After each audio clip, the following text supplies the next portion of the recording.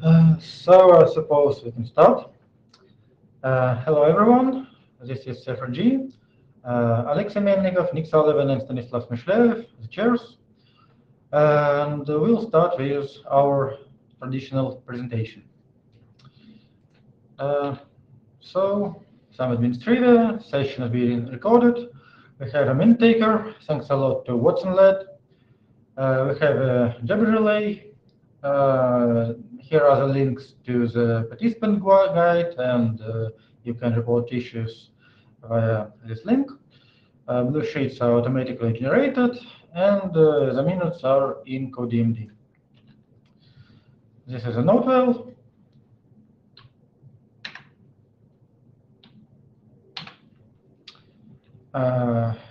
CFRG is a research group in the IETF, so you can learn more about the IETF in RFC 7418.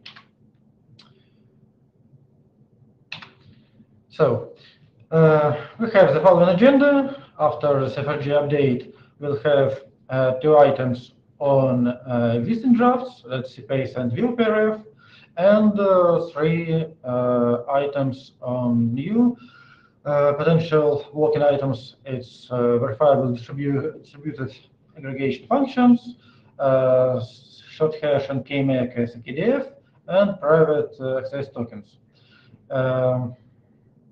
If we have some spare time, we have quite a lot of time for any other business. Any last minute agenda question?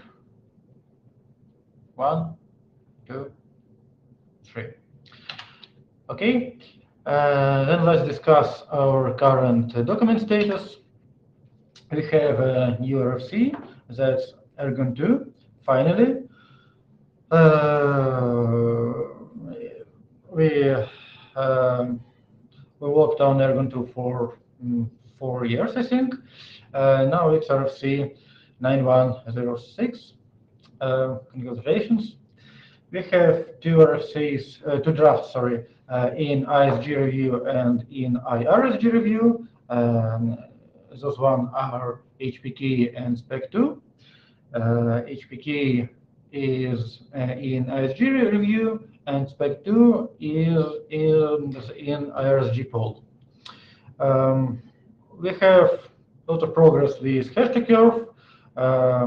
You can see that it is waiting for document shepherd, but actually a little earlier today, the shepherd's review was uploaded to the data tracker, so now it will be waiting for IRTF chair.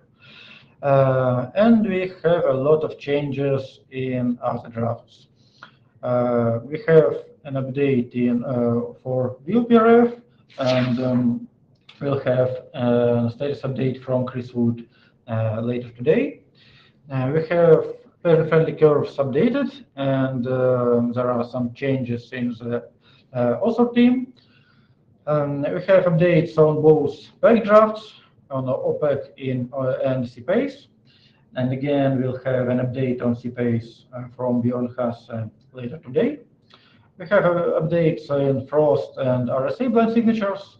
And we have 2 drafts in research group last call, or collecting some feedback after research group last call.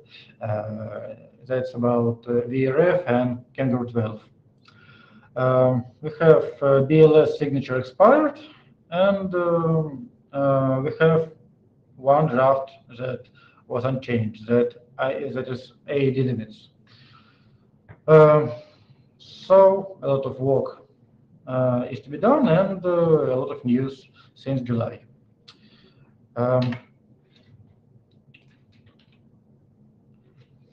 We have crypto review panel in which helps the chairs to review the drafts and helps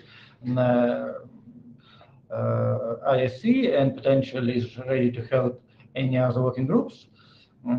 So it can be used to review documents coming to CFRG, to security area, from ISC possibly, We ask for reviews from cryptography panel members before research group last calls for CFG documents, and for most difficult documents, we ask also some reviews in the process of document development. For example, we've asked the panel for review of opaque because there was some discussion about mechanisms used inside the protocol of opaque. The current members of cryptography panel serve until December 2021, so it's about 2 months left, and we'll have a rotation of members. We will be happy to work with a lot of the current experts in panel, because we are sure that the current cryptography panel members work really excellent, and we have a lot of great reviews.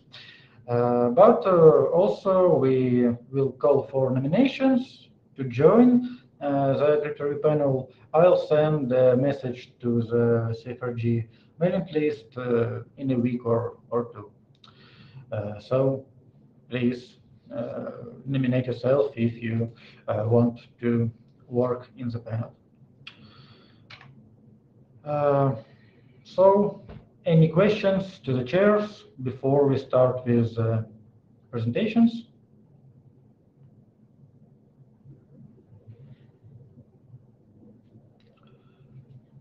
Okay, then let's start with our first presentation.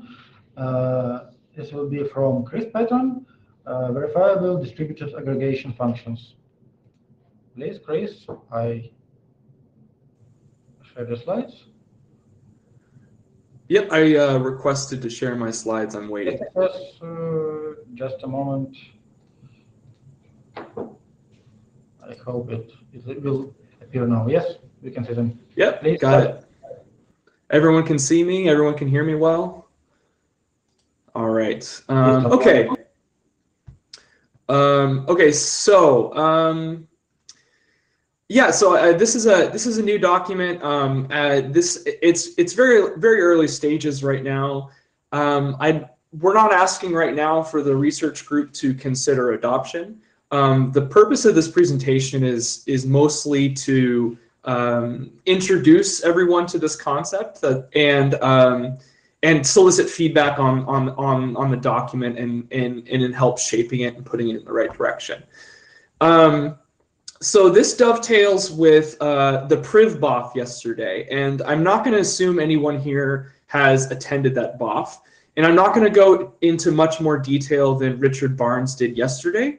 As I said, the intention here is to kind of introduce everyone to this idea. So what is a verifiable distributed aggregation function, or VDAF, or VDAF, if you like?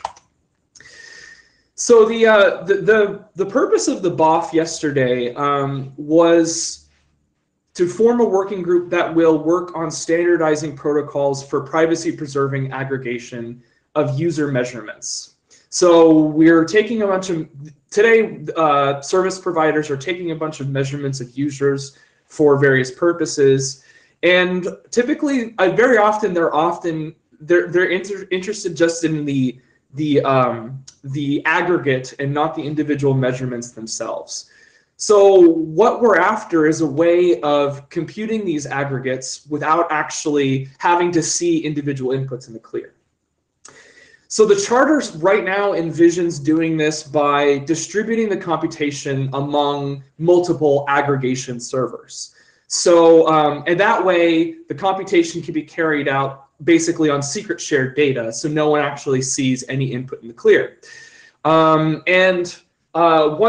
thing we have to make sure we do is, because we're working with secret shared data, we have to make sure that inputs are valid. Basically, we have to have a way of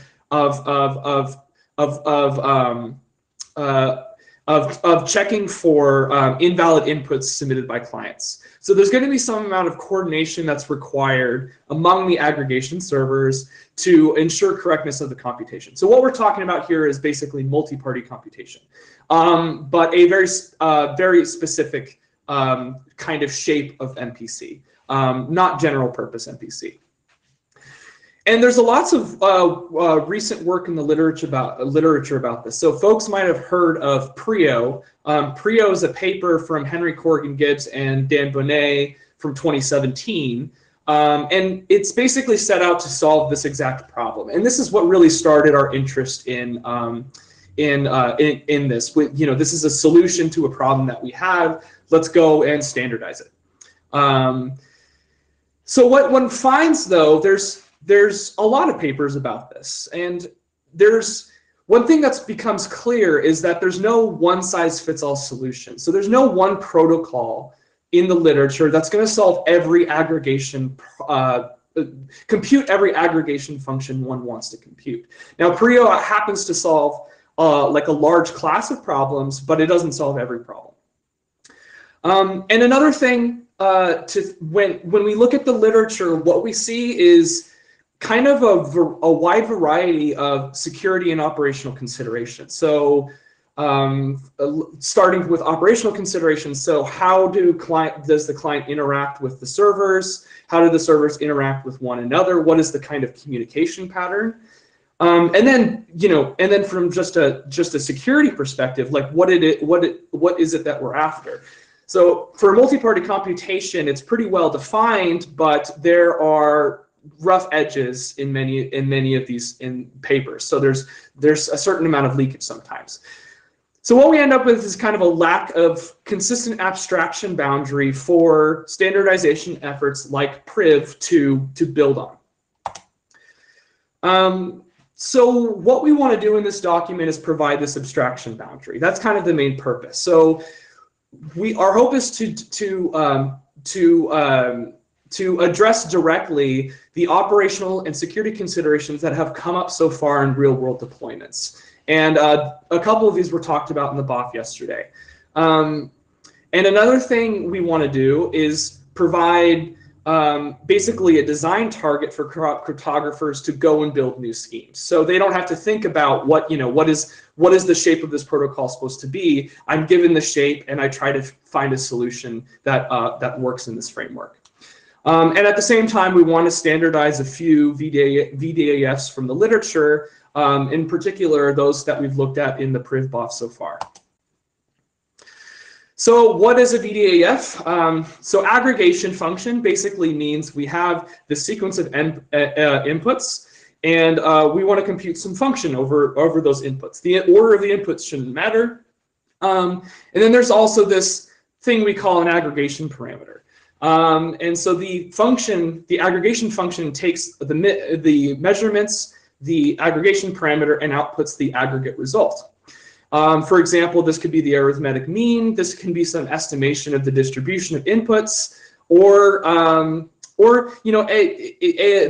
function can be a little bit more sophisticated. So, like, let's say we want to count p as a string, m1 to mn are strings, and we want to count the number of times that p occurs in the set. So the overall shape that we envision for this is the following. We divide the processing of inputs into kind of discrete steps that are executed by all of the parties in the protocol.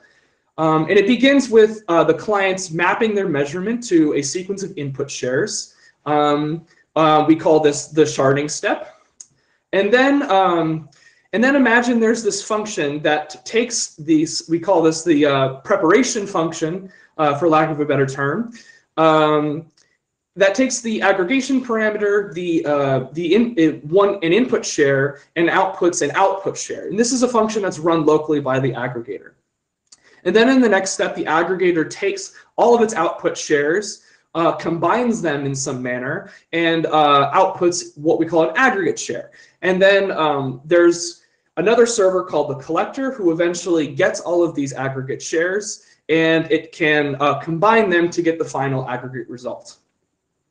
So imagine, so the reason that this works is, imagine you have the output shares have some algebraic structure. They might be in a ring or a field or just a group, and we can compute the aggregate result just by adding things together. So we combine the output shares by adding them, and then we combine the aggregate shares by adding them.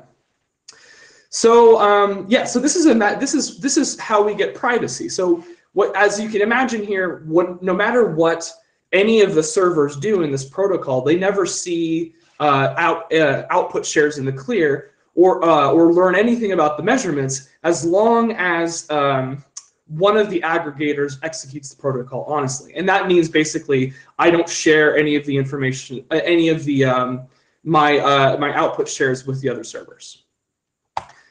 So what can go wrong here is you have a very sparse input share space. So the client maps its measurements to a sequence of input shares, and if you're doing secret sharing over some finite field, it's pretty straightforward for a client to just pick random junk, and when the aggregators process that junk and output aggregate shares to the collector's going to combine them to get just junk. So we have to avoid this problem. Systems like Prio this is kind of a first-class consideration for them. And so we're going to try to bake that into the protocol. We want to bake that into the protocol somehow. And in general, what we're going to need to do is provide some way for the aggregators to interact with one another. So what we're going to do is replace this local preparation step into a multi-party computation. So that takes the aggregation parameter, the input shares, and maps it to the output shares. And the idea here is that no matter what a malicious aggregator does, an active attacker does, as long as the other aggregator is honest, it learns nothing about it learns nothing useful about the output shares that it would learn otherwise. And I want to emphasize again, this isn't meant to be general purpose NPC. Often the solution here is going to be tailored to the application. So we've been looking at two protocols from the basic schemes from the literature that have this shape. One we're calling Prio 3. This is based on there's the original Prio paper from 2017, and then some authors plus some other the original authors and plus some new people worked on this really cool paper called Distributed Zero Knowledge Proofs. I forget what the name of the paper, but I call it Distributed Zero Knowledge Proof Systems. Crypto 2019, I have the reference at the end. So yeah, and the use case here is we're encoding measurements as vectors of elements of some finite field, and so the input shares are just additive shares over that finite field, and the aggregation function is any function that can be defined as just adding up these encoded vectors. And the distributed prepare NPC thing is going to do is just check for validity, where validity is defined by an arithmetic circuit that's evaluated over the input. I am running low on time, and I want to save time for questions, so I'm going to skip hits for now. And I'll just say that we are working on some implementations. We have the two main schemes we're interested in implementing. They're in various states, but we're very early on here. But I can report some basic metrics here. For Prio 3, the computationally expensive part is proof generation, basically this sharding step. For aggregate functions that we're interested in, this is pretty performant. So the main thing I think is communication costs, but we can so these numbers are kind of preliminary. We can drive these down more with optimizations. And I want to emphasize that this is being built on lots of prior work. And I won't say much more about that because I want to save time for questions. So I will leave it here and take any questions people have. Thank you. Any questions? Yes, go ahead, Watson. Watson? Watson Ladd, Cloudflare. I'm not sure I understand with your presentation what you're asking. You're saying you don't necessarily want adoption. Is that just now, or in the future this might come back? You might ask for adoption later. Yeah, so I think we're going to come back and ask for adoption later. We want to wait until the working group is formed and we have the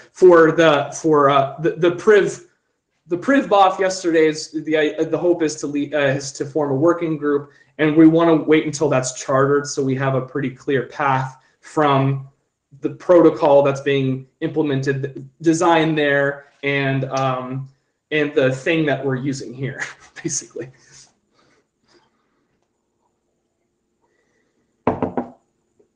But I would love it if people read the document and told me what they think.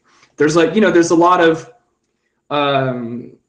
things that potentially fit in this framework, and I would love to hear about new constructions that potentially don't fit, and consider whether we should change the syntax to account for them. Thank you. Any other questions, comments?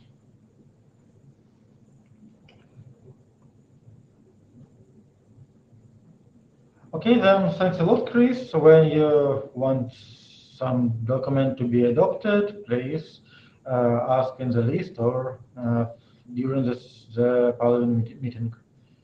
Thanks a lot. Thank you. Please, Bjorn Hasse, the update of the CPACE draft.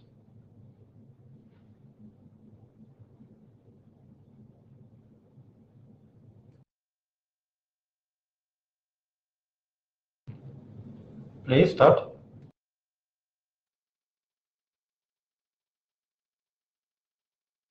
We can hear you. Please turn on your mic.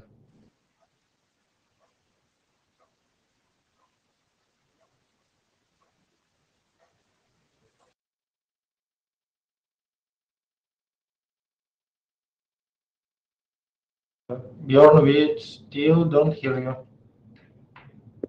Do you hear me now? Yes, now we hear you. So, again, I'd like to present an update regarding the CPACE draft. So first, I'd be speaking about the updates regarding the security analysis papers, and then I'll be talking about the major rewrite of the internet draft that we are currently working on. So regarding the security analysis, there are two major updates. First, we have uploaded a new revision of our security analysis paper, which is worked by Julia, Michelle, and me, with the proofs regarding CPACE. And then there's a second paper by Edward Eaton and Douglas Stabila, which have been working on the quantum annoying property of CPACE. So regarding this quantum annoying properties, it has been conjectured that an attacker which is able to calculate some discrete logarithm oracles has a hard work of attacking CPACE. And in fact, what they found out, they have formalized the assumption, and they found out that the dominating term, which dominates the attacker's advantage, is dominated by the possibility of having online queries, testing one password online, or alternatively to use a discrete logarithm oracle for testing one password offline. So that's the essence. So what one intuitively expects from a quantum annoying protocol. And secondly, we have an update regarding our CPACE paper. It's now reviewed and accepted at Asia Crypt for this December. And essentially, we have several improvements and changes. We have aimed at clarifying the security definitions and proofs. I will detail on that. More importantly, we have now explicitly covered two different settings. One, initiator-responder setting, where we have one initiator which first starts the protocol, and the responder, which is always the second. So we call that initiator-responder protocol. And the second option is the case where we don't have prescribed ordering, where it's not clear which party sends the first message. And in the proof, we now cover both settings. We aimed at improving readability, and most importantly, we have worked on clarifying the role of the session ID. As beforehand, we only had a security proof and the simulation-based UC model, which implied that there needs to be some session ID. So, and this part of the analysis is covered in the new Appendix B, which is in the security paper, and it includes a game-based proof which complements the security analysis that we had beforehand.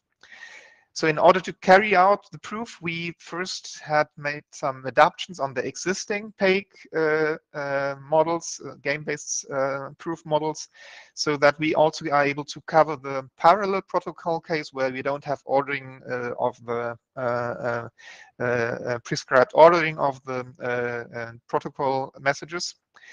And with this proof, we are able to show security of CPACE without pre-established session ID values. So as a result, the security, we still have strong security guarantees, but the guarantees are somewhat different in comparison to the case without where we have the simulation-based proof. So for details, I think it's too complicated for this presentation. It's described in the paper. So the second major change that we have been doing in the latest version of the security paper is that we describe a subset of functions which are important for CPACE implementations. And so we distinguish 4 different substeps, where the first one is scalar sampling, where we have some conditions which need to be fulfilled here. We have a generator function which maps the password on a generator on the group. And then we have 2 scalar multiplication methods, where we decided to use 2 methods in order to make it explicit that point verification and checking for low order for the identity element is important. So we split it up so that we can mandate the check and make it transparent where it's necessary to avoid attacks.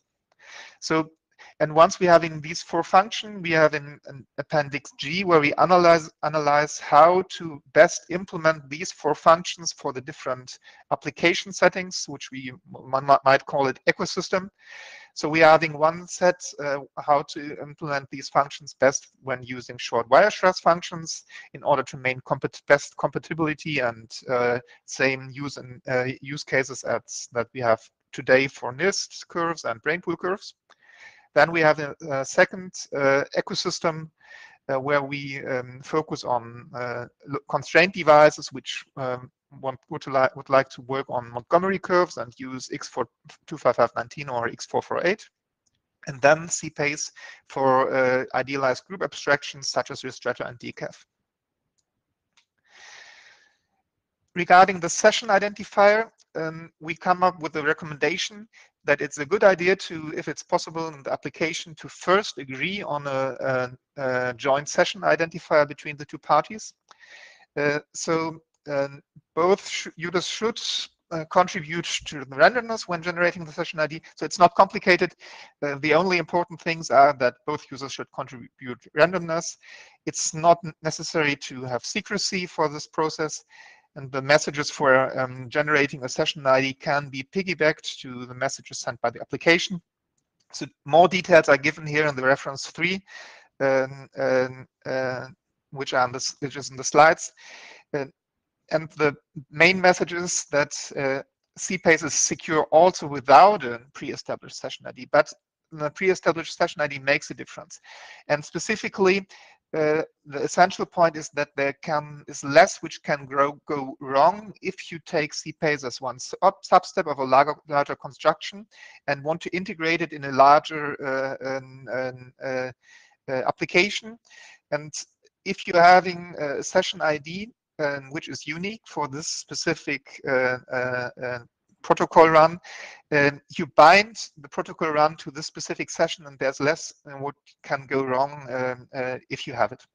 And secondly, there is some impact of the session ID uniqueness on the level of quantum annoyance guarantees. So for details on this minor impact, I've added the chapters where an interested reader may have a look for the ugly details of this property.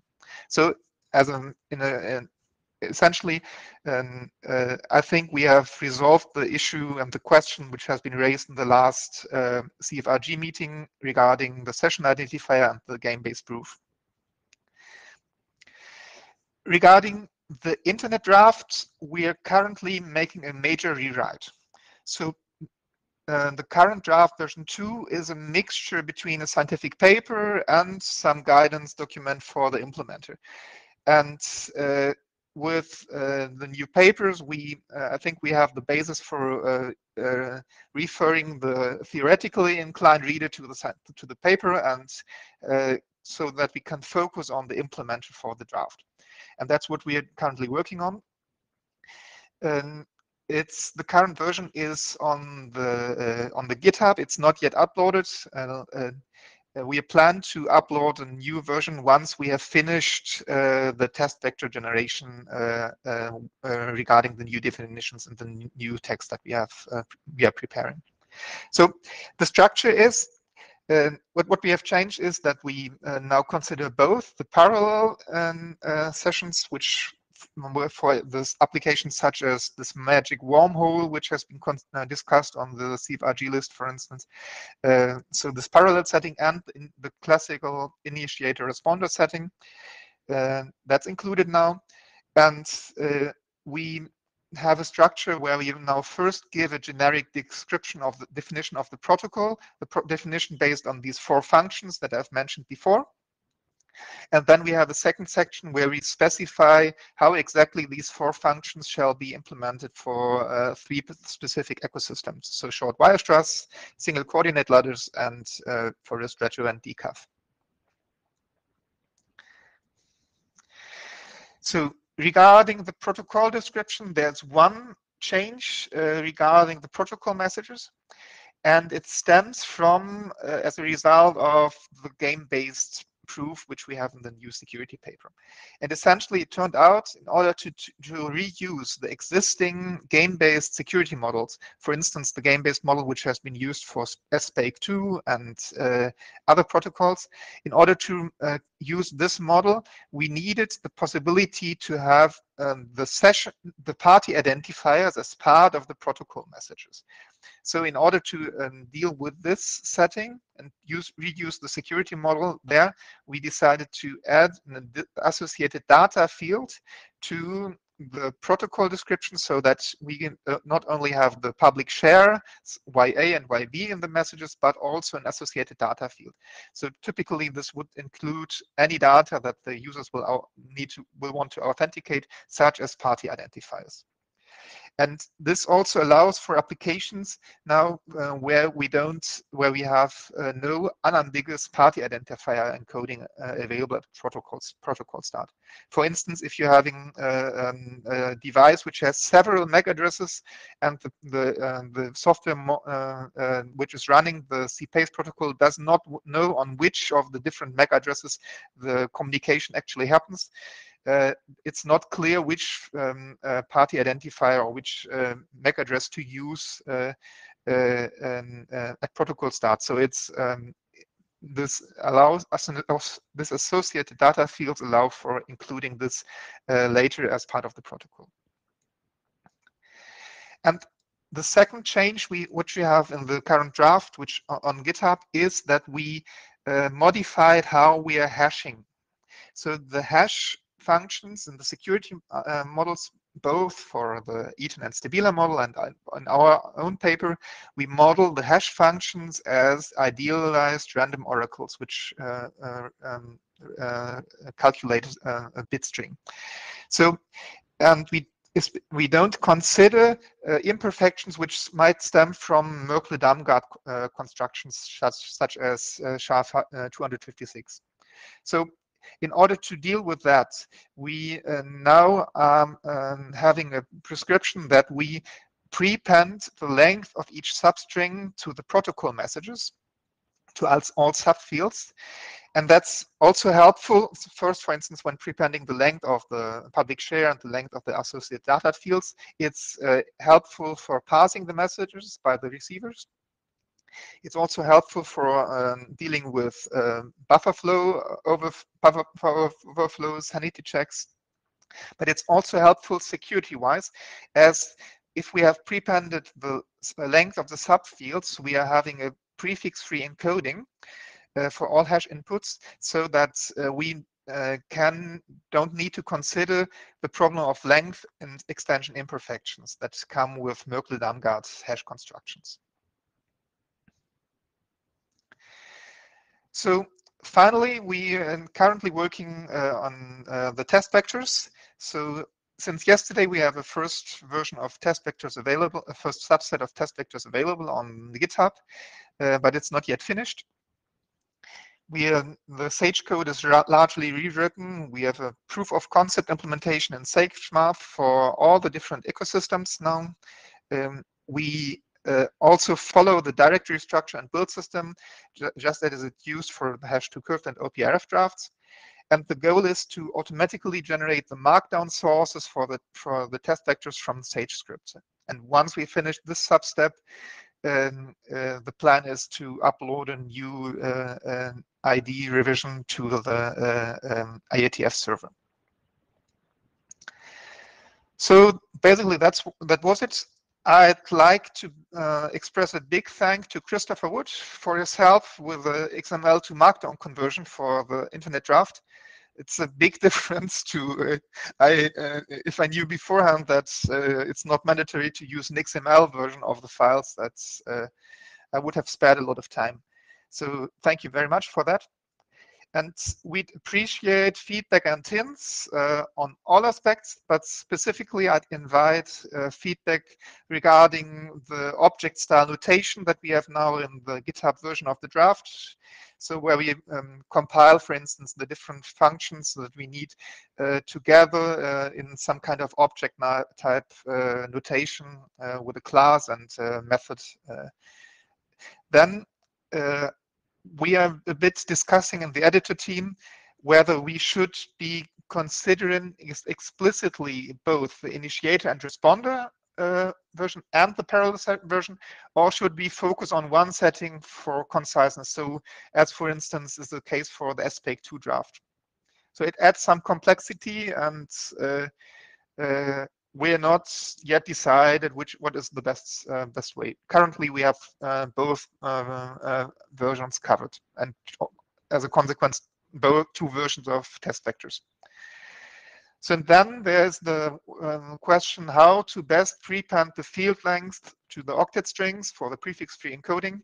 Currently, we are suggesting to use UTF-8 as it's very compact, and in most cases, it's just the plain integer as and it's a single byte for lengths up to 127 bytes. And finally, there's still some issue with the automagical markdown to HTML conversion on GitHub. So if there's somebody who has more experience or which might volunteer to ask some questions, I'd appreciate that. So thank you very much. Thanks a lot, Bjorn. Questions, comments?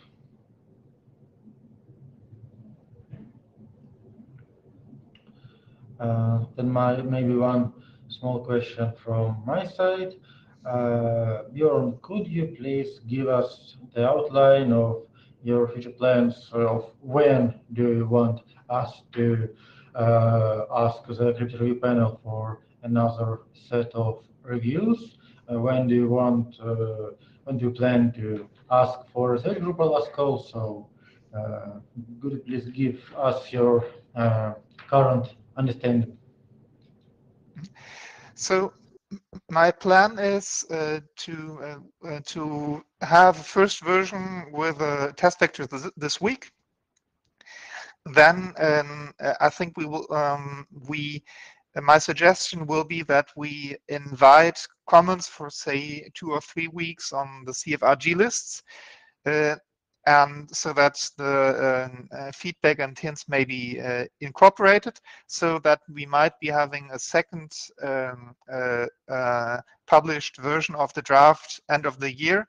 So, and hopefully I think the security analysis is now very detailed and very explicit, and I think that it might be by end of the year that we could ask for a more larger review of the draft by the review panel. But that might also come out from, there might be a result in the first discussion round on the CFRG list, so that might be some delay. But I think it might be feasible to ask for a more formal review by the end of the year by the review panel, so that we could proceed afterwards.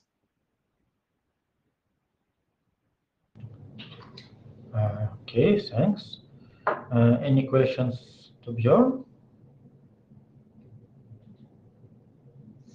Going once, going twice. Then thanks a lot, Björn. And the following presentation is from Chris Wood. It's about current status of VOPRF draft.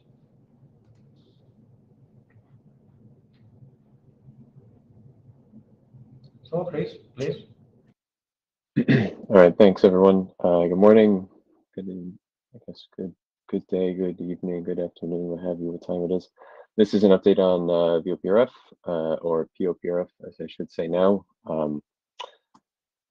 Since the last time we talked about this, the draft has undergone somewhat of a significant change internally. The major change being the transition from the sort of classical two-hash Diffie-Hellman OPRF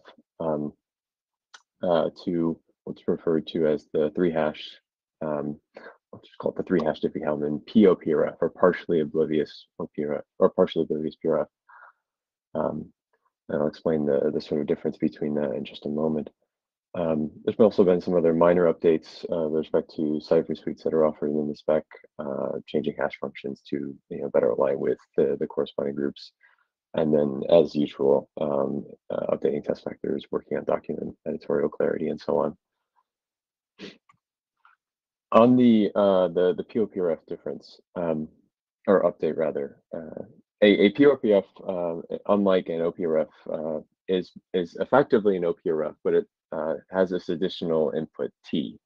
So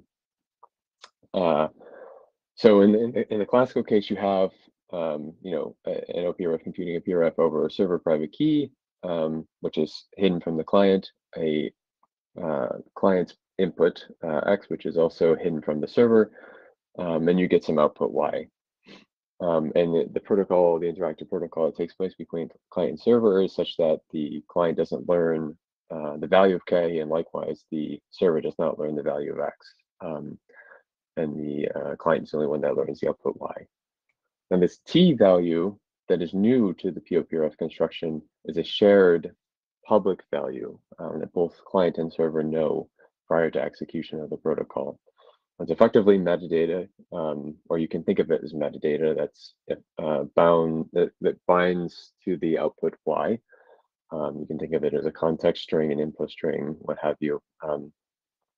T here, I think, just generally refers to tweak.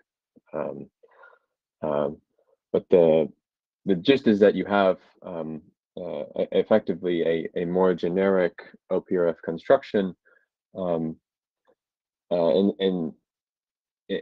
by more generic, I mean you can effectively implement or use it as an OPRF with an empty, fixed, constant shared value as an input T. So if you run the POPRF protocol with a fixed public input, what you have functionally is an OPRF on the outside. And this is quite useful because now we have a construction that is suitable for all of the applications for which the OPRF construction was already useful, but also those that would benefit from additional context where appropriate. So some examples that come to mind are Privacy Pass. Privacy Pass has a dependency on the VOPRF in particular for computing tokens and verifying them. And for privacy reasons, the keys have to rotate quite regularly, or for privacy and security reasons, the keys rotate quite regularly, but not too frequently so as to put users into small buckets. This requires sort of complicated machinery to actually rotate the key, publish the key, verify the key externally, and get it down to clients.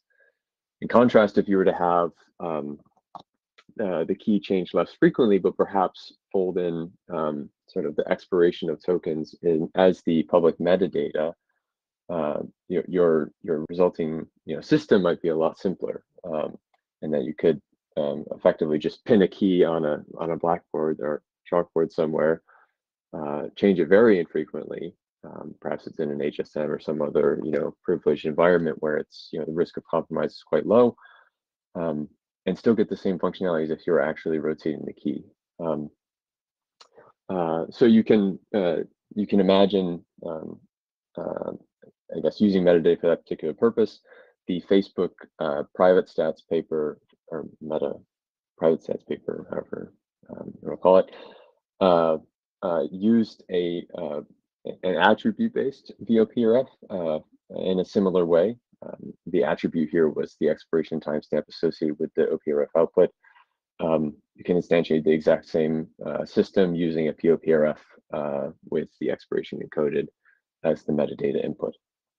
You can also, rather than using time, I guess, as your public input, you could use some other value that's that constrains the PRF output in space. So, for example, you can imagine, in the context of Privacy Pass again, using information about where the client is coming from, perhaps it's country, or it's like network ASN or something like that, to ensure that tokens for this particular client are only redeemable in that particular region. So you can't have tokens, being collected in one region and then spent in another.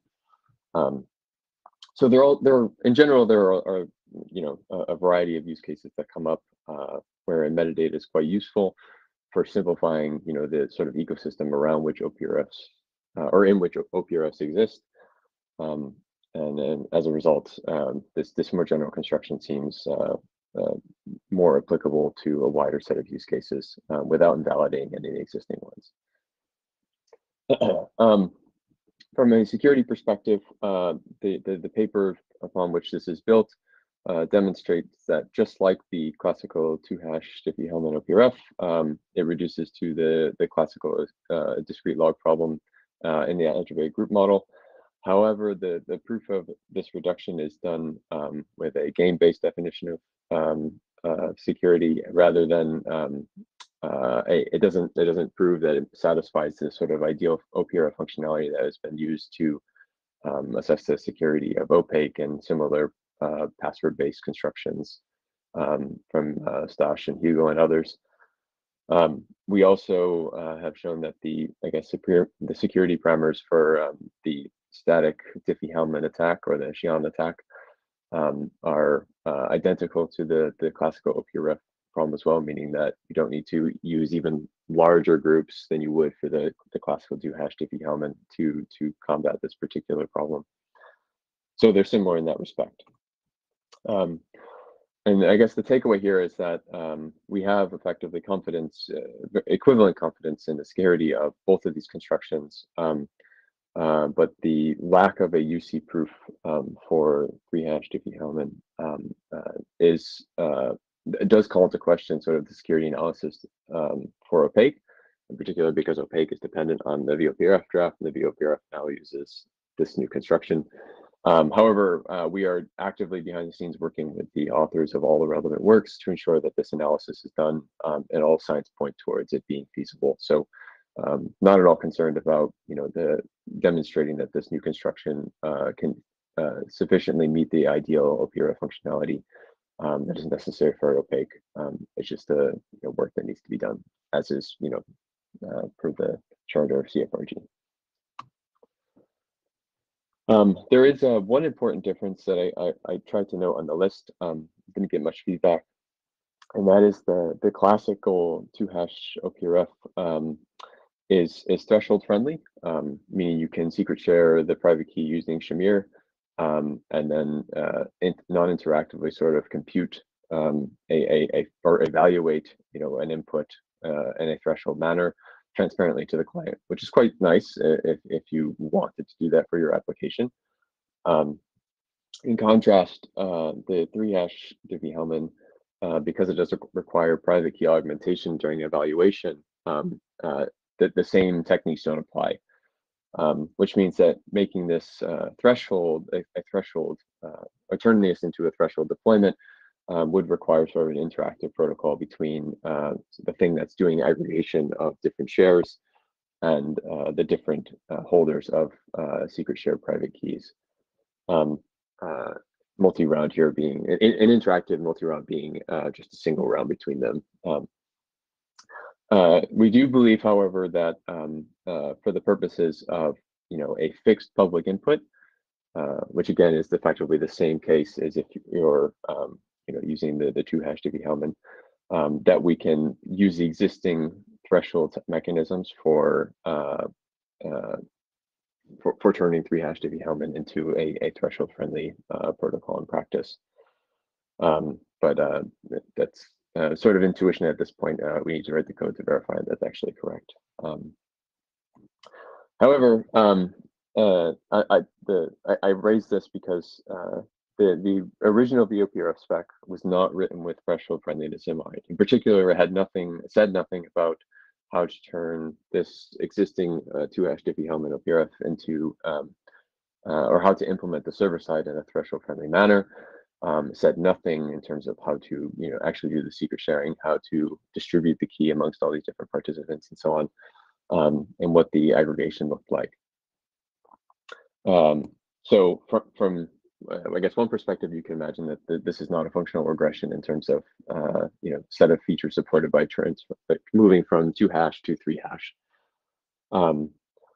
So if we ask the question, if we actually care about threshold friendly OPRFs based on the previous scope of the document and the current scope of the document, and if the answer is no, I think we should just press on with what's in there now, only pick one particular construction that is specifically the more generic POPRF based on 3-hash Diffie-Hellman, simply because it's a generalization and it satisfies more use cases.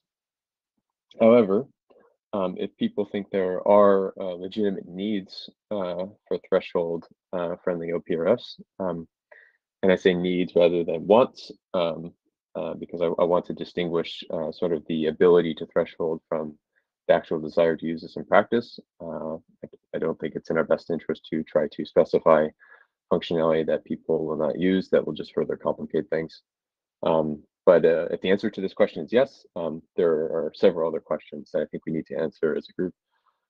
First of which is, do we now do the work to try to,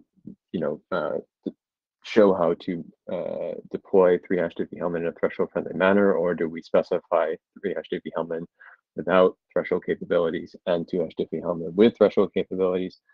And are these treated as sort of separate cryptographic objects with distinct APIs? I guess importantly, in my view, what do we do about distributed key generation, which is perhaps the harder problem in this space? Indeed, the threshold signing draft Frost kind of punts on this and assumes, either you have some trusted dealer that's dealing with distributed key generation, or you have some out-of-band protocol for actually distributing the keys. Peterson's protocol does not generalize to, or there is no, security analysis done to convince us that Peterson's protocol generalizes to discrete log protocols like either of these OPRFs. So that's really kind of an open question of an open research question. Anyways, that's it for the update. At this point, I think we need to hear from implementers who I guess care about use cases of OPRFs and care about what's in the specification to know whether or not this is heading in the right direction. I believe it is, and to clarify what the current direction is, it is simply the partially oblivious PRF construction without any threshold stuff in the spec. But I think we need to hear from others. So I will pause, take questions. There's also a thread in CFRG if you have feelings or opinions about this. Love to hear them. Thank you, Chris. Yes, Bjorn? So regarding this request for the proof, for the UC proof for the new construction, do you know whether somebody is already working on it? Yes, we're actively working on it behind the scenes. Because in order to join forces, maybe because we considered working on a proof which considers the property of the map, since in the current map you are treating the map as a ideal randomized or random oracle, and we are aiming at considering to write a proof regarding the properties of the map, just as we've been doing for CPACE. So that might enter in the storyline. But if you're working on this, so we might discuss so that we join forces so that we have less effort together on that. Yeah, I'll follow up offline and we can chat. Thanks, Warren. Chris? So I have one comment, but I want to start with a kind of clarifying question. So the new construction requires so the current analysis for the new construction is in the generic group model. Algebraic group model. Yeah, okay. So my question is, does two hash Diffie-Hellman have the same? Is the analysis for the 2 hash Diffie-Hellman in the same model? No, they're a weaker model. They're not in the same model. Okay. The 2 hash Diffie-Hellman is in this UC model, and 3 hash Diffie-Hellman is in this algebraic group model, and we don't quite know how to compare them. Okay. I mean, I think that for that reason, it might be worth keeping them both around, just because if it turns out the algebraic group model is overly optimistic, it's nice to have a backup. But I'm also trying not to make your life too complicated. I mean, I'm fine to write text. I'm less fine with specifying things that have basically equivalent security. But I think you can argue that they don't have equivalent security if one isn't provably secure in the model of the other. So I mean, we can take that question offline, I guess. Sure. Okay. The other thing I wanted to say, the thresholding bit makes things very complicated, and I would say without an explicit use case that someone cares about, I think it shouldn't be in the draft, just to keep things simpler. Right. And I think that's my intuition as well, which means you're effectively left with the question, if you don't care about thresholding, do you just have one construction or do you have both constructions? And based on this slide, from an implementer's and a use case perspective, I see no reason to have both. Okay, thank you. Jonathan? Just as a clarifying question, could you speak a bit more about how you ensure that the final parameter, the public parameter, isn't just like the person's IP address, or like how you ensure that it's not like directly bucketing people? This specification does not touch on that whatsoever. It is completely application dependent to determine whether or not that's revealing in a privacy specific way. Okay. There's nothing you can do with this protocol level to ensure that it's not that. Okay, cool. In which case, maybe we should just stick with the 2 parameters. Like harder to abuse. Elaborate? The 2DH. Like if we can just say like this has huge potential for abuse and there's nothing we can do about it, then just don't do it. So I'm not sure I agree in particular, because you can imagine the client just like telling the server, hey, here's my IP address, rather than accidentally mixing it into the OPRF. There's lots of ways in which you can reveal the same sensitive information. So yeah, I think it's incumbent on applications using the POPRF to ensure that the width of the metadata and the type of metadata is not revealing in any particular way. I don't think that's anything we need to constrain further at this layer. Okay, thank you. Chris, are you still in the queue? Okay, Sophie.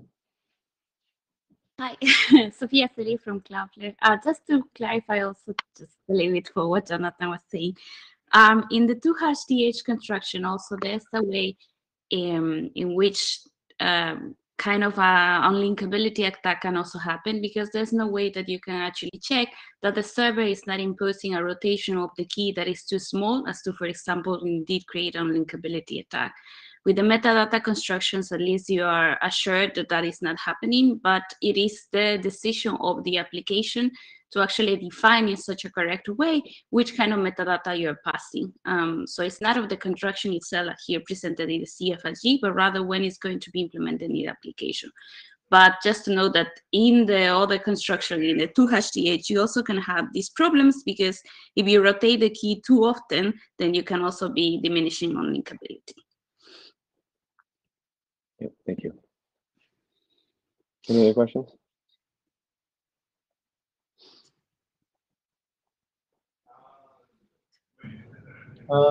Thanks, Chris. Okay, thank you. So now, Bob Moskowitz, short hash and KMac as a KDF. Please, Bob.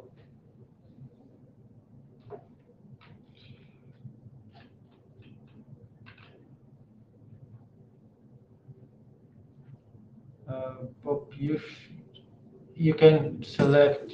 Okay, let me see if I can share my slides. Yes. Let's go to here. Share. Yes, we see them. Please start. Okay, so I'm sitting here as as I call myself, a crypto plumber. I'm the guy who takes your work and tries to put it to some use. And recently, I have been dealing with small hashes and working a lot with KMac. I'd like to share some of my experiences and some of my challenges here with you, and ask for guidelines coming out of CFRG. Let's see, how does this work? How do I advance my slides? Go this way. My slides. There we go. So first of all, small hashes. It's hopefully a design compromise why somebody's using a small hash. And hopefully they looked at acceptable risks within a constrained environment. And there are two cases that I've looked at dealing with small hashes. One is just a hash over clear text, or the other case is where it's a keyed hash. And point out that small hashes have existed risks to key attacks, recognize that, and I'll be talking about that later. And the other thing that I've always been using a probabilistic model of what is the risk of a collision. But it's recently pointed out to me on the CFRG list that modern hashing hardware has changed the game. We no longer say, oh, it's hard to generate 1 million, 10 million, 6 million hashes to try to force a collision, to try to do an attack. It's no longer the case. So the math for collision probability is no longer sufficient. We have to look at the problem differently than we have in the past. And that poses a problem for me trying to figure out, well, what can I do? What is my real risk, and how can I mitigate it? So I need an understandable guidelines for us developers, how to measure the risks to hash compromise. And what is the exposure to attack? Some good guidelines for this. I've seen some really bad things out there. I pay attention. I work here. Come to you people for guidelines. Other people don't. They just read what literature is readily available and look at MAVLink 2, which is the command and control protocol for unmanned aircraft. They put in an authentication field, a 6-byte key hash for message authentication. You can go look at it, and I'll talk about that more later. So with the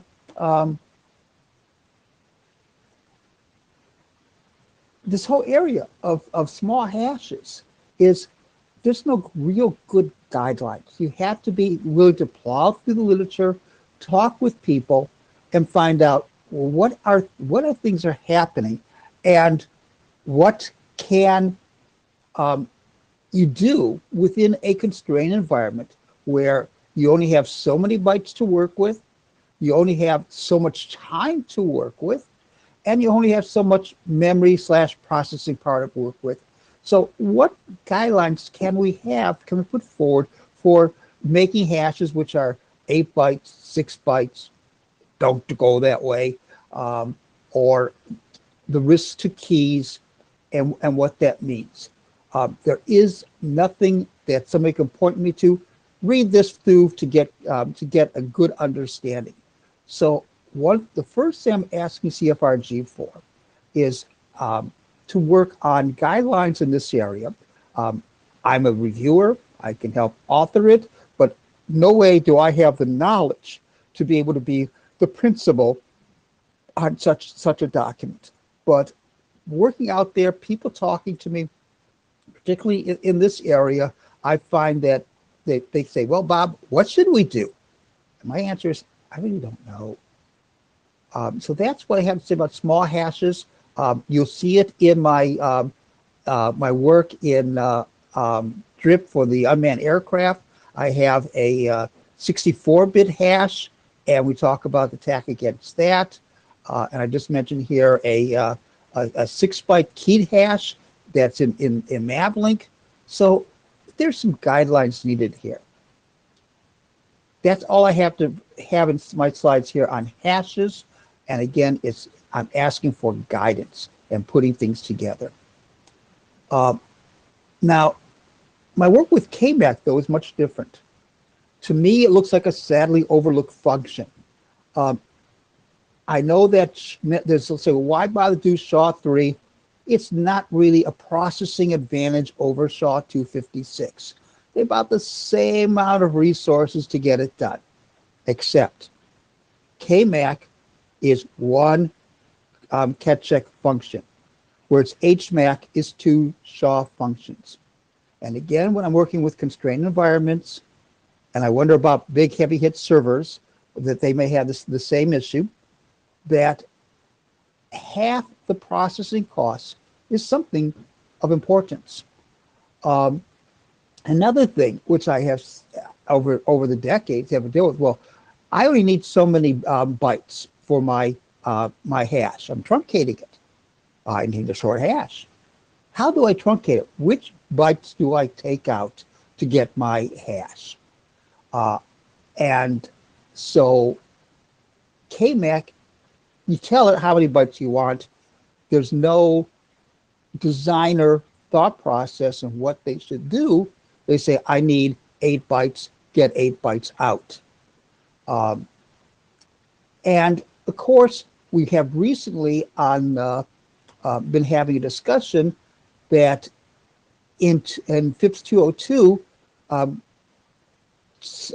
Shake, which KMAC is built on, is an XOF. And there's questions, is there a difference between a hash and an XOF? Me, I don't see the difference. I only see that it's a question of the security strength problem. We need maybe some more clarification on that, because that was recently brought up. Me, I didn't see it as a problem, but apparently some do. And maybe we need some clarification on that. So KMAC as a keyed hash, I look as a winner in terms of design, and in terms of when I'm working on these constrained devices. I save that processing. I save that time. But I take it one step further, and that's I want to use as a KDF. Particular of interest here is with ECDH. The problem is, or the challenge is, if you go to 856C release 1, it does not recommend KMAC as a two-step KDF until 108 gets revised. But how long? And there is no, I can't find any draft of revision for 108. What's happening there? Why do we have to wait for revision for 108 before we can seriously look at using KMAC as a KDF? Because when you look at HKDF and you look at KMAC, you ask the question, what is the difference? You have the expand and contract function in HKDF. You look at feed the input into the sponge. You look at squeeze the output out of the sponge. You ask the question, what is the difference? I have some guidance from Team Ketchik on this that leading me to believe that KMAC is a valid KDF for a Diffie-Hellman key extraction function.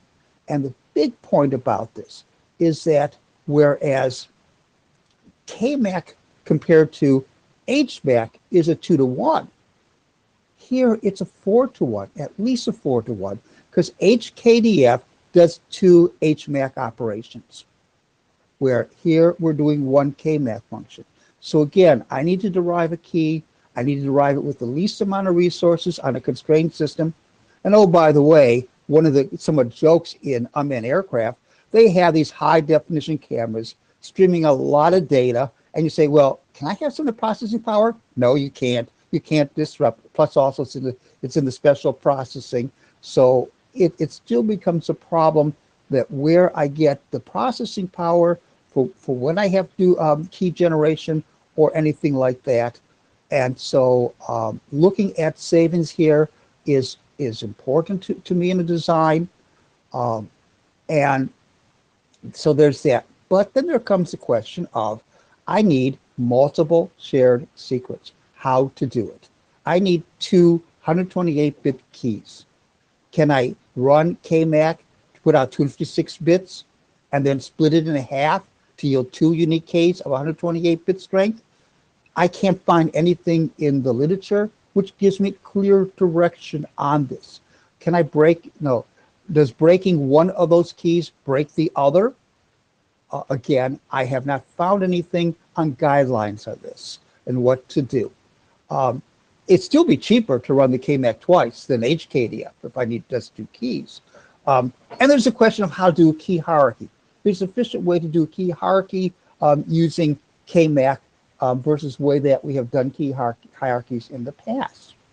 So I look at KMAC as this looks like a very powerful tool which has been very much neglected by the community, and without the guidelines for protocol developers to say, here is something else worthwhile.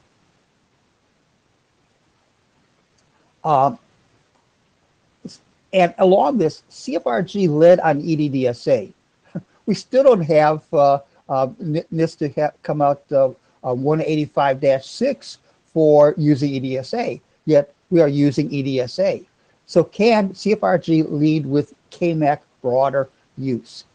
Particularly, note that once NIST finishes with the light crypto competition, there are KMAC equivalences in many of the proposed algorithms, particularly Kudiak, which very much that's a Ketchik function. So we'd be looking again in the IoT world in the constrained systems of looking very heavily at using one of these lightweight cryptos to be able to use a KMAC construction for both keyed hash and for KDF. So can we get CFRG to produce guidelines encouraging KMAC usage, and then later a lightweight crypto option for such work? And if we were to do this, we're less likely to see bad designs elsewhere. if you look again at what Mablink 2 did, the fact that they just do a SHA on a shared secret concatenated with parts of the message and a timestamp. And I was there in '96 when Hugo did his first presentation and why we don't do this and why we need HMAC.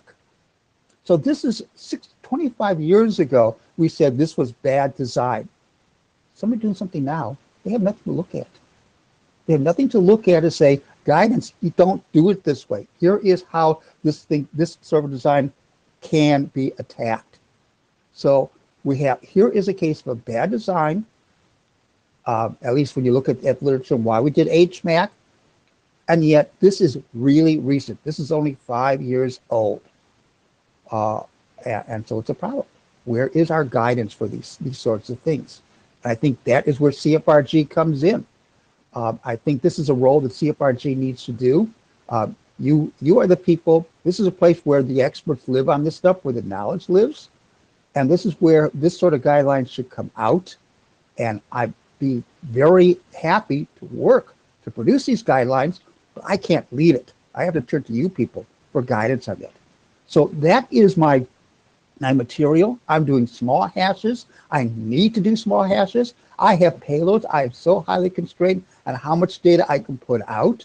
So, but I need to then come an intelligent balance or intelligent risk mitigation when I use small hashes. I have minimal processing power. I have minimal time to get it done. How can I do this more efficiently? So that is where I'm coming from on this, and I'm turning to the people here for your help. And I will participate. And that's my material, and I'm now open for questions and for comments. And I'll quickly grab my Kevlar suit and put it on if needed.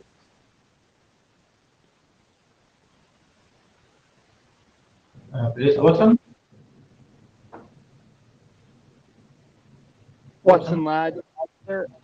At the start of your presentation, I was a little confused when you're talking about 48-bit hashes. Are these message authentication codes that serve, you're authenticating a message and you can only have 48 bits for that, or is it trying to be used as a hash function?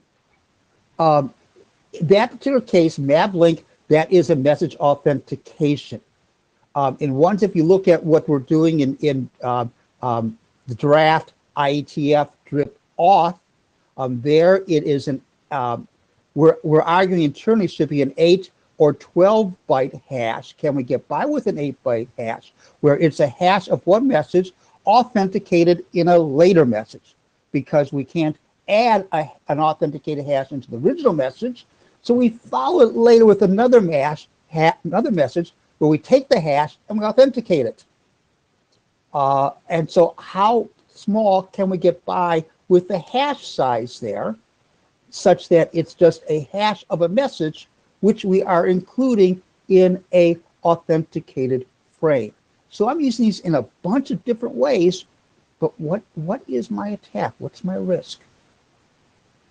So I will post to the list, to the CFRG list, all the places where I'm working with these things, and the ways where I know where they are, and that's what I'm talking about. Does that help clarify things? Okay, I see that. Risk is very different depending on what exactly you're doing. For a map, Yes. That's okay, because the only way to attack a map, if it has a key, is just sort of send 2 to the 48 messages and see that one, try every one. But for the other things you're doing, it might be more or less of a problem. It's very, very difficult to analyze. Yeah, but again, if it's a keyed hash, can attack against it reveal the key, and then you can slip your own data in, particularly when this is command and control for an unmanned aircraft. If I can steal the key, I can now tell that aircraft to do other things, like happened to the unauthenticated messages to the drone over Iran some years ago, and how they managed to get that drone to land there. So it's also, with a keyed hash, can I steal the key? Scott. Okay. Again, I would highlight Watson's question about there's a bunch of different use cases. Please, the 6-byte thing is a MAC, not a hash, and yeah, perhaps we should. There are some MACs where doing managing to find a forgery doesn't actually allow you to do anything else. Other MACs you really can. We need to publicize that difference. In addition, in terms of hashes, you also need to distinguish between hashes where you only need pre-image or second pre-image resistance and hashes where you really need collision resistance. And how do we actually give useful advice to a non-crypto person to be able to make that distinction? I have no idea. I'd like to see if we could write something up, Scott, or at least get a good start on it and let the community learn. Okay, on another topic, you seem to advocate KMAC for small devices. One problem with KMAC is it requires a sizable 200-byte state to actually compute. That may not be feasible on very small devices. Well, that's true, and that's why I'm looking to the lightweight crypto. So right now, I'm working with KMAC where I can. But looking forward to maybe next month for the lightweight crypto competition to be finished, and then we have guidelines on alternatives that will be using the KMAC type construction. Well, using KMAC type construction is very different than using KMAC as is. I've been looking at Kudiak, and Kudiak is really. It's I asked people for you, like, other than some of the size difference, it's working the same way. It's still a sponge function. Okay. John, I think you can continue asking questions. Thank you, Scott. John? Yeah, I think a guidance document would be very helpful for the community. There's a lot of different, you have HKDF, you have HMAC, you have KMAC, and then you have like one or two iterations, and there's a lot of NIST document. Just guiding the reader to the right NIST document would be helpful, I think.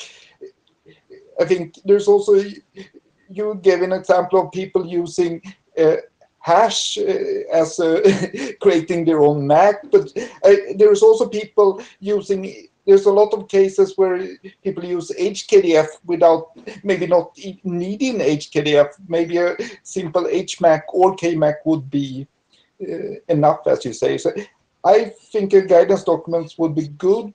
My colleague Mohit suggested writing such a thing just a couple of months ago. I don't know if you have talked with him recently, but I think him and I would, if you want help, him and I would probably be willing to help with this. Yeah. Okay, John, I'll reach out to you. I'm like next month to start working on such a document, and we can maybe start getting some people together. And I'll supply use cases, and we'll start framing out the different cases on the whole thing. And I would really, because I've been struggling here the past 2 years on this. Philip. Yeah, hi, Bob. I like the work. I support it. I'd just like to flag that there's some other reasons. When I was trying to use HMAC, I discovered it had, it's proven correct, but that doesn't necessarily mean that it works the way that you would expect it. In that there are certain cases where if you have a null input to the algorithm, that has the same effect as all zeros into the algorithm. And, back when it was written, that was considered acceptable, and the author insists that that is still acceptable. I do not consider that acceptable. I think that stinks, and I think that that is an error that should at the very least be called out as a security concern. And so I think that it is worth going back and looking at some of these things because, you know, it should take more than a very vigilant implementer to get crypto right. Yeah. Particularly when we're presenting something as a construction that we, the experts, not that I think that there are any in this field, it's a bad thing to think of yourself. I think that when we do that, we've got to make sure that it really is as safe as possible and as booby trap free as possible. And that brings up another one of my concerns, and like, how long does a string have to be fed into the hash to be safe in terms of attack or other things? Like, I want to get out a 8-byte hash, and I only have 24 bytes that I'm hashing.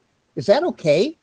Or should I be adding how many bytes of a known random string? And do I add that known random string at the beginning or at the end? So that is a related question to this, that how small of a message can you safely hash? Not how big, but how small. Anybody else? John, are you back in the queue? Oh, no, John just back. And Philip, anything else? Christopher, Chris.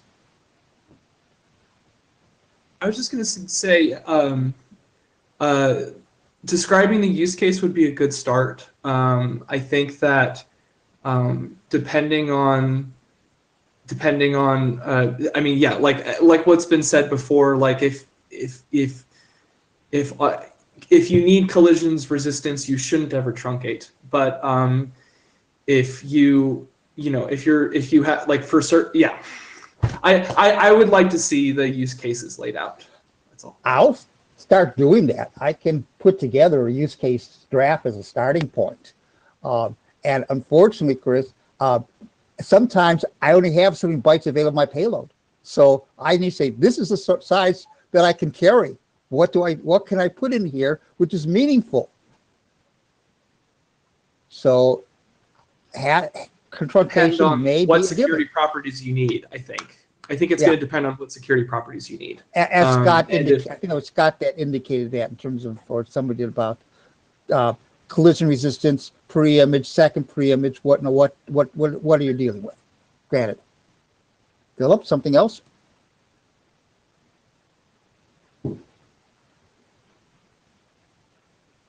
Philip, your hand's raised. Okay. Stanislav, I think then that's all the questions. Nobody else is in the queue? Yes, thanks a lot, Bob. And if you have some people have some specific request to CFRG to adopt something, and so the people can collaborate and come back with specific requests to us. And of course, we'll be happy to announce some adoption call or something. Yeah, I will take it to the list. I'll start a discussion going on both these subjects, and start framing out the use cases leading up to draft, and others hopefully will give me the expert assistance on it. And I thank you for your time. Okay, thank you. Thank you, Bob. Thanks a lot. Bye. Bye. And the last item, the agenda, private access tokens, Chris Wood.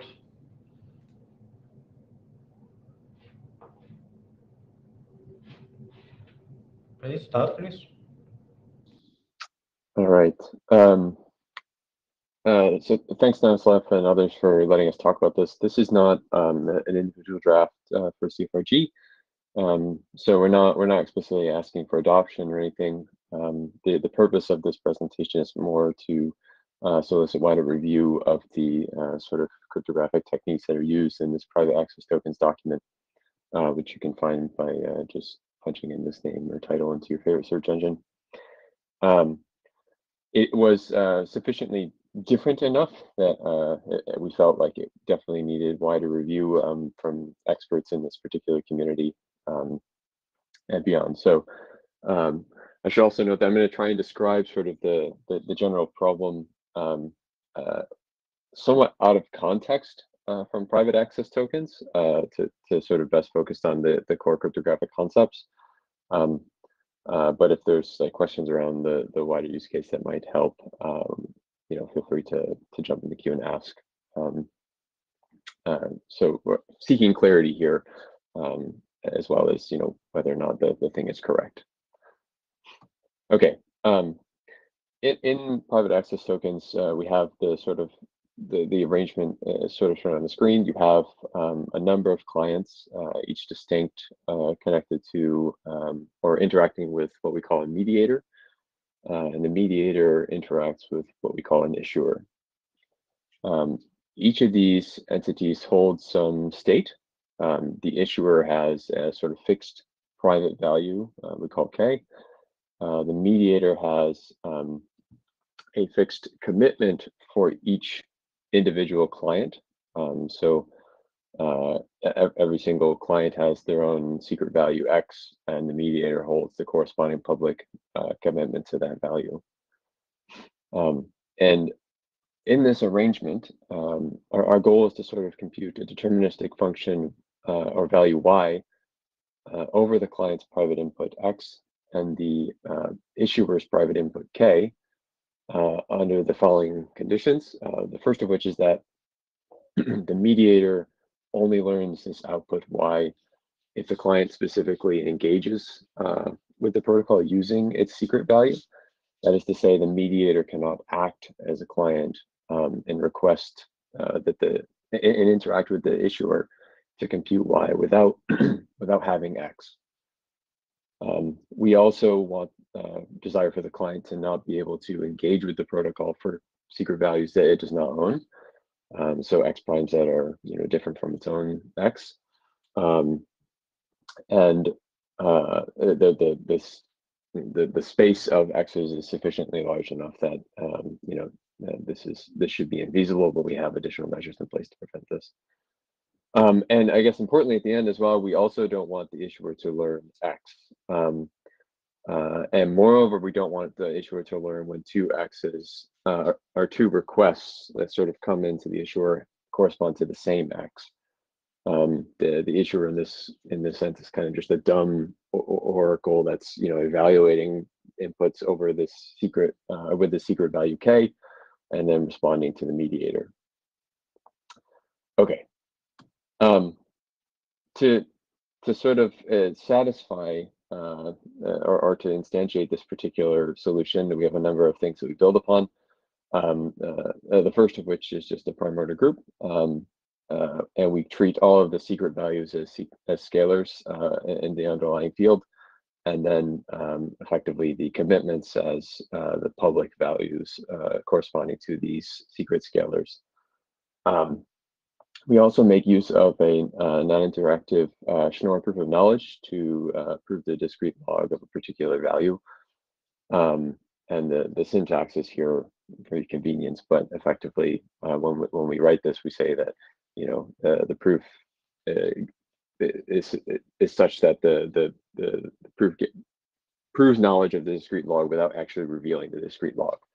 And the corresponding verification part of that only returns true if that proof checks out. So as a sort of first step leading up to the solution, you can imagine sort of doing something that's similar to on the screen here, and you can kind of maybe view this interaction as like say blinded Diffie-Hellman in a way. So the client, the very first thing it does is generate a random scalar, and then blinds its corresponding public value X, sends both over the wire to the mediator. The mediator forwards that along to the issuer, who does evaluation as it would over that particular blinded value, and then sends the result back to the mediator, who removes the blind provided by the client, getting as desired a deterministic function over the client's input X, the issuer's input K, insert a suitable hash function and or key derivation functions here to make sure that y is sufficiently indistinguishable from random. But this is the gist. And the problem with this is that if you were to assume a malicious mediator who wants to compute y without the client's engagement, it can just run the protocol as it would, as if it were the client. In particular, it does the same exact thing the client does. It generates a random blind, blinds the client's public value, which it has, and then interacts with the issuer to compute the output. So we need some way to protect against this particular problem, and this is where the zero knowledge proofs come into play. So they're basically appended to the interaction between client and issuer, such that when the client generates a blind and it's blind in public value, it proves at the same time that it knows the corresponding super value x, and presents that proof to both the mediator and the issuer. And this is important because now this allows the issuer to check that this request that it's about to evaluate, the request is generated by an entity which knows the corresponding discrete log. Does not learn the discrete log. It just learns that only the entity which could have generated the request did so in possession of X in this case. The proof itself will be different for every single for a fixed client. The proof will be different because the blind is different. The blinded version of the generator that's sent across between from client to issuer is also different, and the blinded point P is different each time. So we still maintain the sort of ideal property that the issuer learns nothing about repeated values of X upon subsequent engagement with a particular client. And the rest of the protocol is the same. You still have this Diffie-Hellman that takes place after the issuer checks the proof, and assuming it checks out, returns the result to the mediator. The mediator removes the blind and gets a function of x, k, and insert hashing and key derivation as necessary to make it indistinguishable from random. That's effectively it. So I guess the questions for the group are does this sort of security model make sense? And I guess more importantly, is the problem statement somewhat clear? Does this a back of the envelope sketch of a protocol sort of intuitively meet these goals? And I guess at the end of the day, we're likely looking that this, or hoping that this is effectively a PRF. And of course I've elided some of the particulars that would be necessary to make this the PRF, but does this intuitively meet that goal? So I will pause here to the end and take any questions you may have.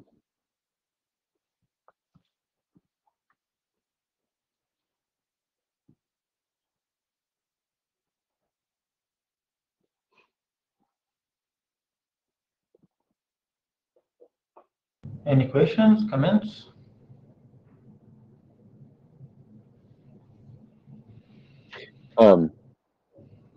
No questions is fine. It would be useful to know, though, either in chat or elsewhere, if the problem statement was clear. I should also note that we're in no particular way bound to or tied to this particular solution. The general desire to have this a deterministic function over some secrets that the client has and the issuer has is I think that's the essence of the problem. So if there is a simpler way to solve this particular problem, perhaps a simpler protocol, I would love to use that. This is the current proposed solution.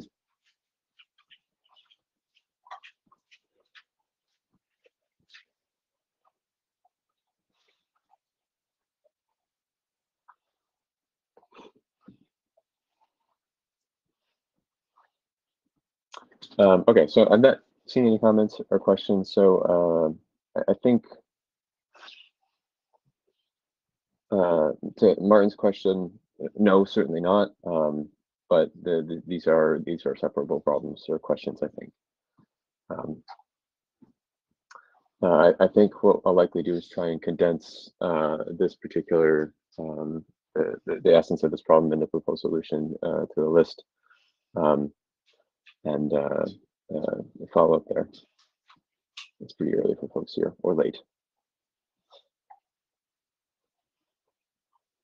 In fact, we have some responses in the chat.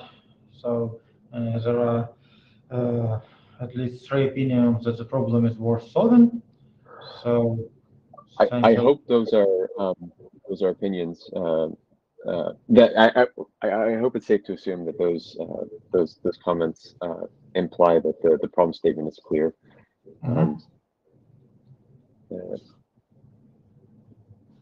Yeah, there is some overlap with the OPRF. It looks sort of on paper similar to an OPRF. I think the difference is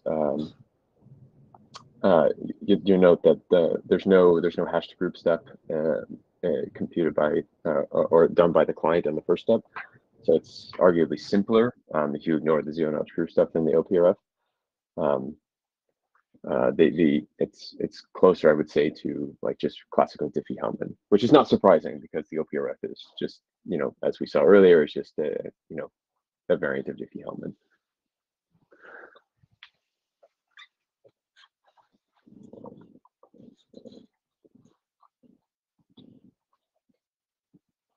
Okay. All right. I will. I'll take it to the list. Thanks, folks. Yes, please. Thanks, Chris. So, any other business? Yes, Björn. Please. I'm just having a remark to the notes that I've seen. I think you misunderstood me, the note keeper. I think that it's a good idea to have a discussion on the list until the end of the year, and I think by Christmas, I have the hope that the draft has a state that we can start with a crypto review. But I think we need the time until the end of the year in order to get it in a good shape. So I'm trying to push things, but I don't think that we will be this fast. Thank you. Thank you for that. Any other comments? Maybe some questions to the chairs? Yes, Philip. I'll be releasing my threshold key infrastructure in the next few weeks. It's now passing all the unit tests. So if people are interested in seeing what threshold can be applied to real world problems, like managing SSH keys, they may be interested in that. One thing that I need, though, is I'm using threshold encryption, and nobody seems to be very interested in looking at the drafts on how I do that.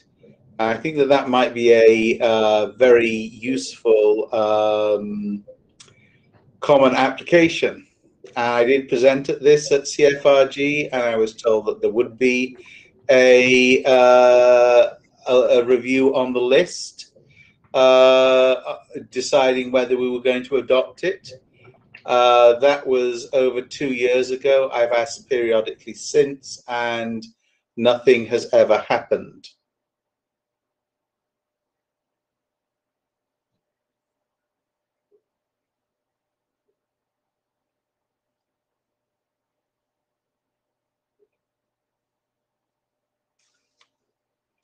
Anyway, just wanted to say that.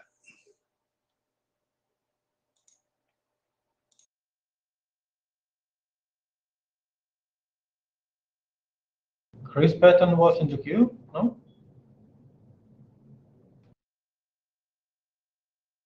I clicked the button. I didn't mean to put myself in the queue.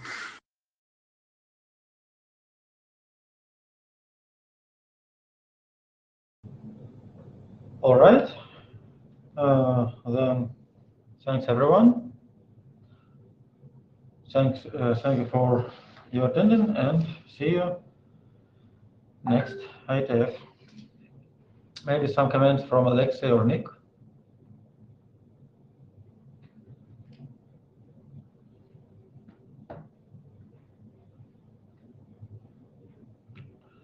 No, there are no comments, so thank you everyone. Goodbye. Have a nice day.